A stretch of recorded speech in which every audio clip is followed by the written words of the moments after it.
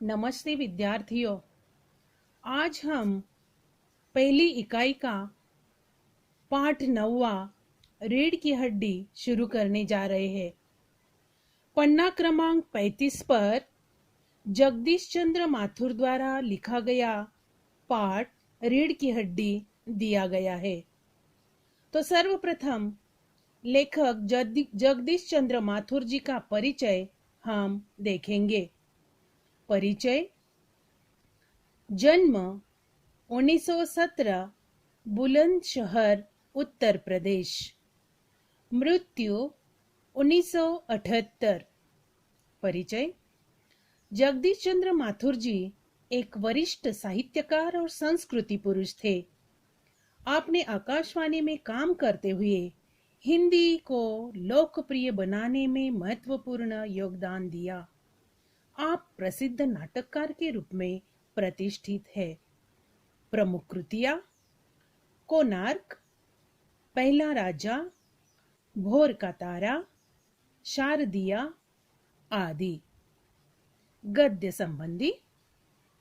प्रस्तुत एकांकी में जगदीश चंद्र माथुर ने स्त्री शिक्षा के महत्व को दिखाया है। समाज के दकियानुसी विचारों पर प्रहार करते हुए लेखक ने नारी सम्मान को महत्व प्रदान किया है। तो बच्चों, विषय प्रवेश हम देखेंगे।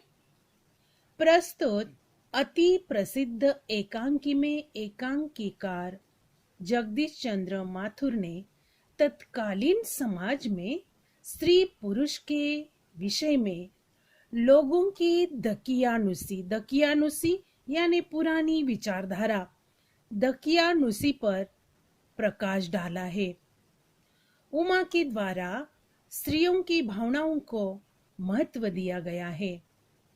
नारी के सम्मान का मुद्दा उठाया गया है। तो इस प्रकार रीढ़ की हड्डी यह एकांकी है जो कि जगदीश चंद्र माथुर जी ने लिखी है। और इस एकांकी कहे जाने के बाद इसमें कई पात्रों का समावेश भी है। पात्र: उमा, सुशिक्षित युवती। रामस्वरूप, उमा के पिता। प्रेमा, उमा की मां। शंकर, युवक। गोपाल प्रसाद, शंकर के पिता। और रतन, रामस्वरूप का नौकर। तो इस प्रकार इस एकांकी के पात्र है। अब हम पाठ शुरू करेंगे, एकांकी शुरू करेंगे। पन्ना क्रमांक 35 का पहला पद शुरू करेंगे। एक कमरा। अंदर के दरवाजे से आते हुए जिन महाशय की पीठ नजर आ रही है वह अधेड़ उम्र के है। एक तख्त को पकड़े हुए कमरे में आते हैं। तख्त का दूसरा सिरा उनके नौकर ने पकड़ रखा है।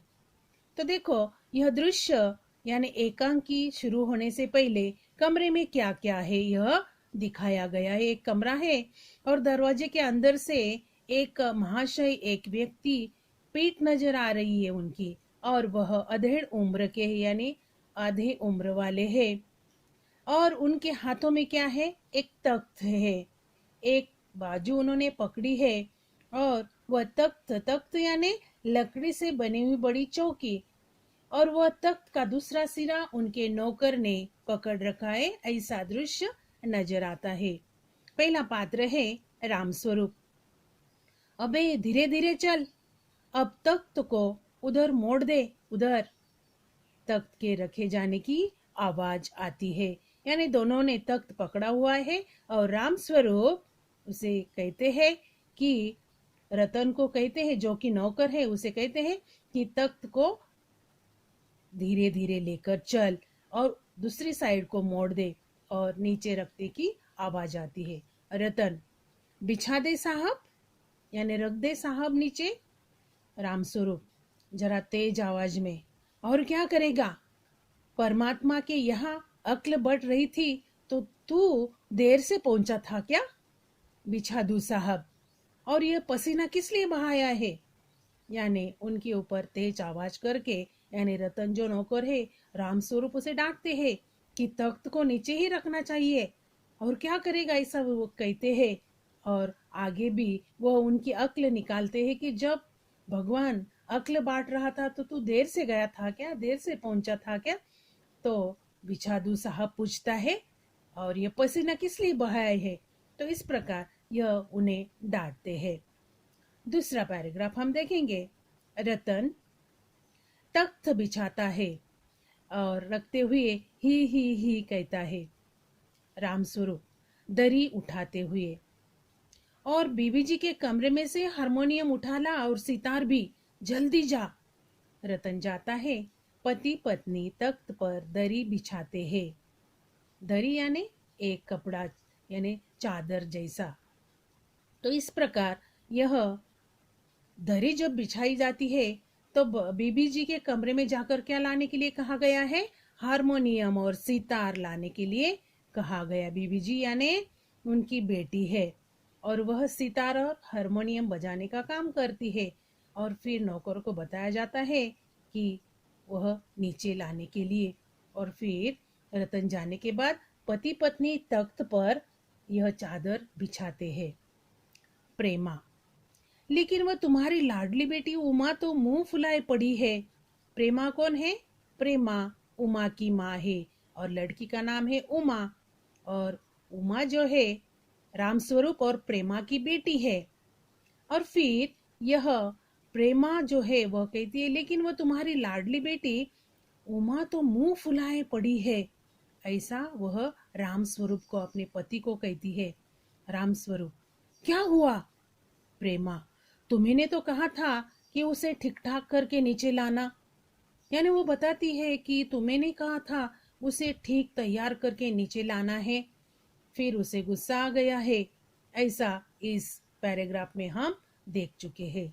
नेक्स्ट पैराग्राफ हम देखेंगे। रामस्वरूप और प्रेमा के बीच क्या होता है। रामस्वरूप, अरे हाँ देखो, उमा से कह देना कि जरा करीने से आए। करीने से यानी ठीक ठाक ढंग से, अच्छे तरीके से आए। ये लोग जरा ऐसे ही है, खुद पढ़े लिखे हैं, वकील है, सभा सोसाइटियों में जाते हैं, मगर चाहते हैं कि लड़की ज्यादा पढ़ी लिखी न हो। यानी इस पैराग्राफ में दोनों पति पत्नियों के बीच जो बात चल रही है वो किसके बारे में है? उमा के बारे में। उमा को शायद देखने के लिए कोई आ रहा है, इसलिए जो देखने को आने वाले वे लोग कैसे हैं? पढ़े लिखे हैं, वकील है, सोसाइटियों में जाते हैं, और लड़की ज्यादा पढ़ी लिखी न हो, इस तरह की विचारधारा उनकी है। और फिर दोनों बातचीत करते हैं। फिर प्रेमा रामस्वरूप से प्रश्न करती है, और लड़का?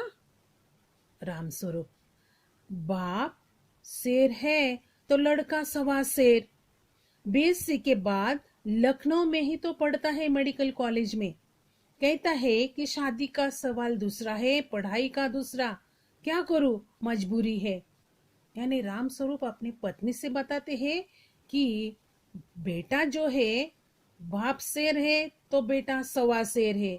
यानी एक दूसरे में बड़े चढ़कर बात करने वाले हैं। और उसके बारे में बताते हुए कहते हैं कि बीएससी के बाद वह लखनऊ में ही मेडिकल कॉलेज में पढ़ता है। और कहता है कि शादी का सवाल दूसरा है और पढ़ाई का दूसरा, यानी दोनों को वो बाजू रखना चाहता है। शादी एक तरफ है, पढ़ाई एक तरफ है। और वो कहते हैं कि क्या करूं, अब मेरी मजबूरी है। पन्ना क्रमांक 36 हम देखेंगे अभी। रतन, बाबूजी बाबूजी, धीमी आवाज में, यानी नौकर की आवाज आती है। और वह बाबूजी यानी राम स्वरूप जी अपने जो मालिक है उसे पुकारते हैं। राम स्वरूप दरवाजे से बाहर झांककर, अरे प्रेमा, वे आ भी गए। तुम उमा को समझा देना, थोड़ा सा गा देगी मेहमानों से। है आइए आइए। बाबू गोपाल प्रसाद बैठते हैं। मकान ढूंढने में कुछ तकलीफ तो नहीं हुई? यानी बाबूजी बाबूजी जब रतन आवाज देता है तो किसके लिए आवाज देता है? बाबूजी को किस प्रकार आवाज देता है? जैसे कि कोई बाहर आया है। और कौन आया है बाहर? जो उनके घर मेहमान आने वाले थे वे ही आए हैं। और जैसे ही रामस्वरूप दरवाजे से बाहर झांक कर देखते हैं, अपनी पत्नी को इशारा करते हैं कि वे आ भी गए। वे यानी मेहमान, और तुम उमा को समझा देना, थोड़ा सा गा देगी। यानी वह अपनी पत्नी से बताते हैं कि अपनी बेटी उमा को थोड़ा समझाना कि उनके आगे थोड़ा सा जो कुछ भी गाने को आता है वह गाकर वह सुनाए। और पत्नी को इतनी बात कहने के बाद वे मेहमानों की तरफ देखते हैं और हंसकर आइए आइए करते हुए उनका स्वागत करते हैं और उनसे प्रश्न करते हैं कि मकान ढूंढने में कुछ तकलीफ तो नहीं हुई। यह मेहमानों को वो प्रश्न करते हैं। फिर जो मेहमान है वे बताते हैं, गोपाल प्रसाद जी जिनका नाम है, खकरा कर यानी आवाज ठीक ठाक करके, नहीं तांगे वाला जानता था, रास्ता मिलता कैसे नहीं। यानी हर एक व्यक्ति को राम स्वरूप के मकान का रास्ता पता है। यानी राम स्वरूप ये जो है जाने माने व्यक्ति है। तांगे वाला क्यों न हो, आने जाना वाला कोई न हो, किसी को भी पूछा जाए तो राम स्वरूप का मकान जल्दी मिलने वाला। तो तांगे वाले को पता था, इसलिए वे कहते हैं रास्ता मिलता कैसे नहीं। यानी तांगे वाले को पता था, यानी वे लोग तांगे में आए थे। तांगा यानी जिसे घोड़ा जोड़ा जाता है, वह तांगा यानी घोड़ा गाड़ी है। राम स्वरूप आगे कहते हैं हंसते हुए, हैं और लड़की की तरफ मुखातिब होकर, मुखातिब यानी लड़की की ओर रुक करके देखकर, और कहिए शंकर बाबू, यानी लड़के का नाम है शंकर। तो वे कहती है, और कहिए शंकर बाबू कितने दिनों की छुट्टियां है, यानी कितने दिन छुट्टी लेकर आई हूँ। यानी वो लखनऊ में मेडिकल कॉलेज में पढ़ता है यह शंकर बाबू, जो कि गोपाल प्रसाद का बेटा है। गोपाल प्रसाद और शंकर राम स्वरूप के घर उनकी बेटी उमा को देखने आए हैं। और फिर बातचीत करते हुए राम स्वरूप शंकर से प्रश्न करते हैं कि आपको कितने दिनों की छुट्टियां है। तो शंकर राम स्वरूप से कहते हैं, आगे देखेंगे। शंकर जी कॉलेज की तो छुट्टियां नहीं है, वीकेंड में चला आया था। यानी कॉलेज को छुट्टियां नहीं है, वो राम स्वरूप को बताते हैं। वीकेंड यानी शनिचर के दिन छुट्टी रहती है, यानी वीकेंड, ये पूरा हफ्ता जब खत्म होता है उसे वीकेंड कहा गया है। उस वीकेंड में मैं चला आया था। फिर राम स्वरूप, तो आपके कोर्स खत्म होने में तो अब साल भर रहा होगा। यानी उनके कोर्स की बातचीत चल रही है, जो कि वो मेडिकल कर रहे हैं, मेडिकल कॉलेज में पढ़ाई कर रहे हैं। और राम स्वरूप से प्रश्न करते हैं कि आपका कोर्स अब खत्म ही होने वाला होगा, साल भर रहा होगा। शंकर कहता है, जी यही कोई साल 2 साल। देखो राम स्वरूप कहते हैं साल भर रहा होगा, उत्तर क्या आता है, यही कोई साल 2 साल। यानी अब तक पढ़ाई शुरू ही है। तो राम स्वरूप प्रश्न करते हैं, साल 2 साल। फिर शंकर हंसता है जी, एक आध साल का मार्जिन रखता हूँ। एक आध साल का मार्जिन, मार्जिन का अर्थ है अंतर। यानी एक साल पढ़ाई करता हूँ, दूसरे साल रेस्ट करता हूँ, यानी मार्जिन रखता है, अंतर रखता है। तो इस प्रकार उनकी पढ़ाई की बातचीत हमने देखी कि वह कोर्स करता है और फिर एक आध साल का अंतर रखकर ही वो पढ़ाई कर रहा है, यानी उसकी पढ़ाई साल भर में पूरी नहीं होने वाली है। तो बच्चों, शुरू से लेकर यहाँ तक मार्जिन रखता हूं तक हमने देखा। और जैसे ही मेहमान आए, शंकर से बातचीत करते समय लड़के के बारे में जानकारी प्राप्त हो चुकी है कि लड़का मेडिकल कॉलेज में लखनऊ में पढ़ रहा है और राम स्वरूप जी जो है उनसे बातचीत करते हुए हमने देखा। तो इस प्रकार यहाँ तक हम आज रुकने वाले हैं। इसके बाद आपको मैंने शब्दार्थ दिए हैं, शब्दार्थों का लेखन करना, और उसके नीचे मैंने एक पैराग्राफ भी दिया है लिखने के लिए, जो कि उसका प्रश्न है, राम स्वरूप अपनी बेटी की उच्च शिक्षा की बात छिपाते हैं, उसे अपनी मजबूरी बताते हैं, इस विषय में अपने विचार लिखिए। तो यह पैराग्राफ जो है बच्चों देखकर अपनी नोटबुक में लिखना है। धन्यवाद।